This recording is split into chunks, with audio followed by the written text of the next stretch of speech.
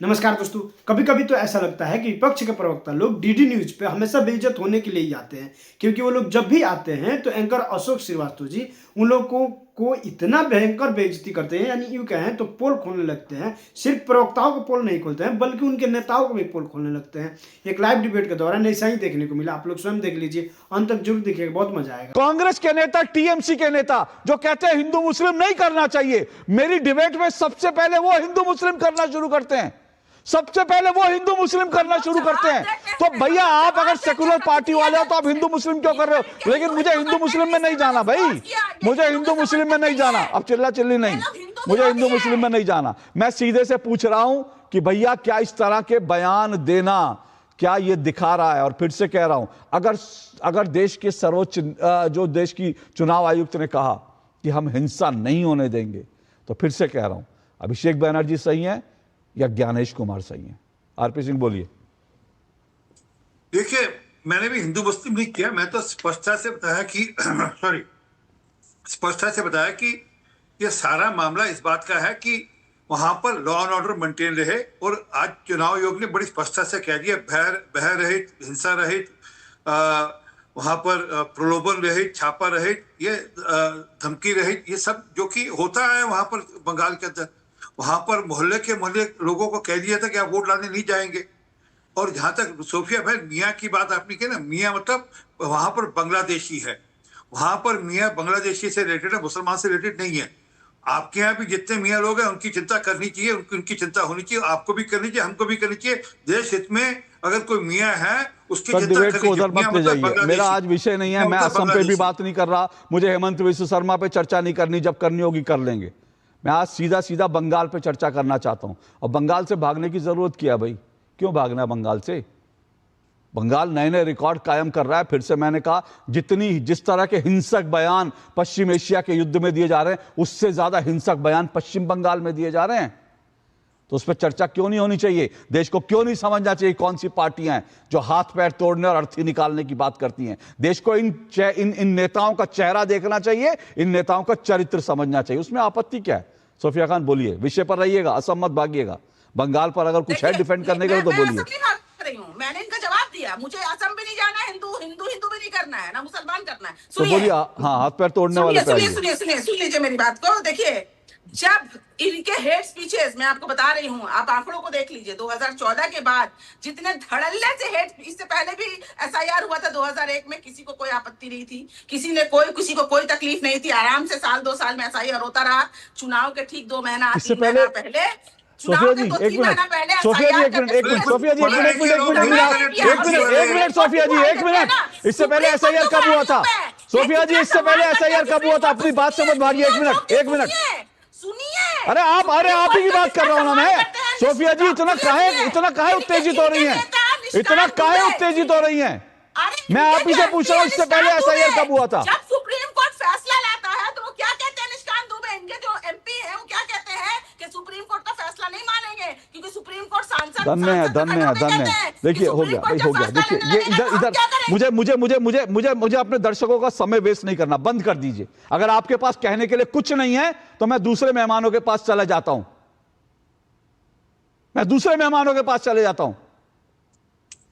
आप 2014 की hate speech निकालकर अगर आज अभिषेक बनर्जी को जस्टिफाई करना चाहती हैं, तो इसका मतलब आप हिंसक बयानों का समर्थन कर रही है। एक बात और आपने बड़ी अच्छी बात करी, आपने कहा एसआईआर इससे पहले भी होता था। बिल्कुल होता था, इससे पहले भी देश में एसआईआर होता था। लेकिन इससे पहले कभी चुनाव आयोग की उंगलियां काटने की बात कभी नहीं हुई जब एसआईआर होता था। तो इससे पहले कभी नहीं हुआ कि चुनाव आयोग को और आयुक्त को सड़क पर दौड़ा कर मारेंगे। इससे पहले ये बयान आपने सुने थे? देश में इस तरह के बयानबाजी नहीं होती थी, एसआईआर होता था। क्यों? क्योंकि इस देश में इस वक्त जो विपक्ष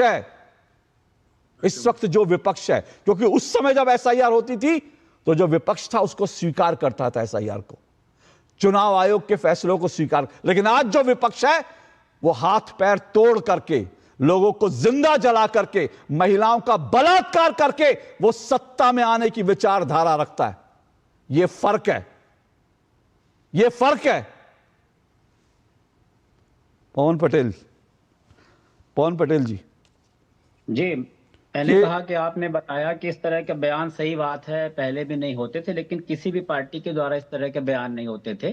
मुझे लगता है कि अगर गलत बयानों का विश्लेषण करना चाहिए तो आपको ये बोलना चाहिए कि चाहे भाजपा वाला भी गलत बयानबाजी करे, वो भी गलत होता है। गलत मतलब गलत होता है जब नेता प्रतिपक्ष को कोई बोल दे भरी डिबेट में गोली मार देंगे, तो वो भी गलत होता है। उसके लिए भी डिबेट करनी चाहिए, उसके लिए भी बात करनी चाहिए। मेरा निवेदन ये है।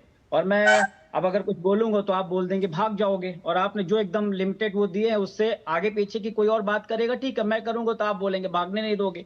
इसलिए मैं कहता हूं कि चुनाव आयोग तो हमेशा इस टाइप का स्टेटमेंट देता है। चुनाव आयोग हमेशा कहता है कि भ्रष्टाचार मुक्त, भय मुक्त, धमकी भरे मुक्त चुनाव कराएंगे, लेकिन चुनाव होता क्या है?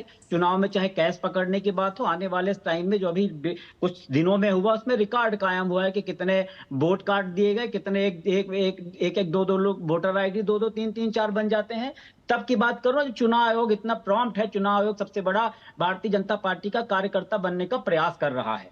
और जब ये आरपी सिंह जी, उमर खालिद की तुलना कर देते हैं नेता विपक्ष की, तो वो भी बयान खराब होने चाहिए, उस बयान की भी तुलना हमें लगता है करनी चाहिए।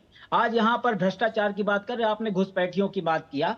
घुसपैठी भारतीय जनता पार्टी के जब से केंद्र में सरकार आई है, घुसपैठी सबसे पहला वर्ड मुझे लगता है। जिस तरह स्मृति ईरानी का जब सिलेंडर देखो तो स्मृति ईरानी का चेहरा नजर आता है, उसी तरह जब घुसपैठी वर्ड यूज करो तो अमित शाह का चेहरा नजर आता है। इतनी भयंकर उन्होंने उसका विरोध किया। लेकिन कांग्रेस पार्टी के शासनकाल में 90,000 घुसपैठियों को निकाला, और अमित शाह जी के जब से शासनकाल आया तो बामुश्किल 3 से 3,500 घुसपैठी निकाले। कर नहीं दिखाएंगे, क्योंकि इस चीज का माइलेज लेना होता है। आज ये भ्रष्टाचार पे भारतीय जनता पार्टी बात करती है, इसका इतिहास देख लीजिए, शुभेंदु अधिकारी का देख लीजिए। मेरा सुनिए ना, भ्रष्टाचार मेरा विषय नहीं है, मेरा भ्रष्टाचार विषय नहीं है। आप चुनावी हिंसा और उस पर आप रहेंगे, एसआईआर पर, बहुत अच्छा है।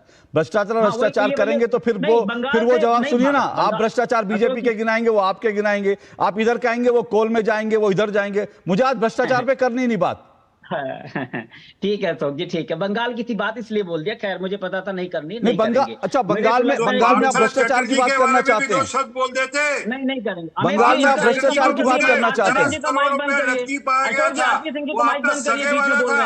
अशोक जी सगे वाला था, इनका माइक तो बंद करवा दीजिए। नहीं एक मिनट रुकिए, एक मिनट, एक एक करके बोलेंगे, एक एक करके बोलेंगे, एक एक करके। एक मिनट, पवन पटेल सुनिए, पवन पटेल सुनिए। आपने अपनी सारी बातें करी, आप अभी और बोलिए, मुझे कोई मैं पिन पॉइंटेड सवाल पूछ रहा हूं। कल खड़गे जी ने बोला था सांप मार दो, बीजेपी सांप है। मैं आज जो है अभिषेक बैनर्जी, मैं कह रहा हूं कि विपक्ष के पास, क्या उनके पास इतनी ताकत नहीं रह गई है? विपक्ष के पास क्या उनकी आइडियोलॉजी, क्या उनकी हिंसा की आइडियोलॉजी से आप देश चलाना चाहते हो? आप लोग तो संविधान की किताब लेकर घूमने वाले लोग हो ना। संविधान से भरोसा उठ गया कि अब हाथ पैर तोड़नी है, सांप की तरह मारना है, मतलब हिंसा से ही राज करना चाहते हैं आप लोग?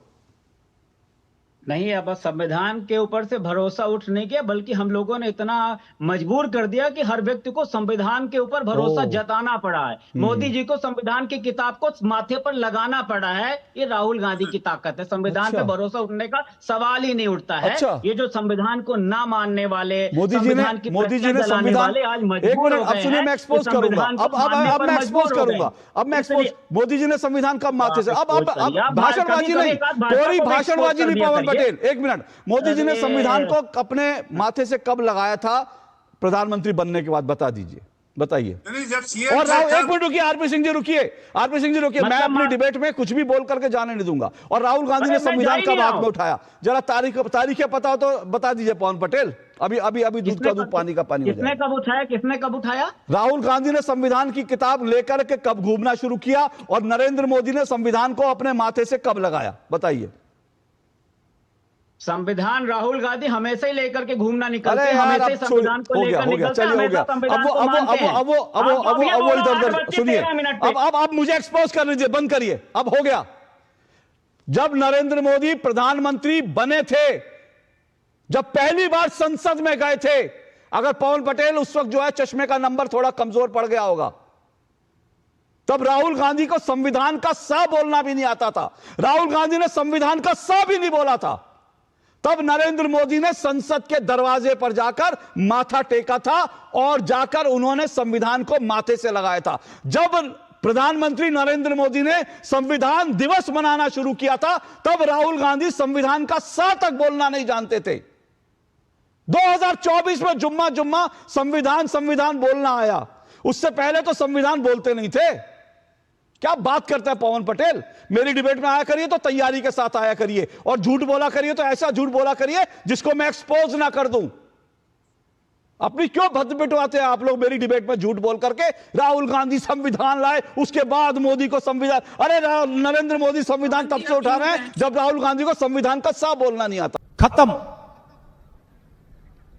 Bye bye, tata, good bye.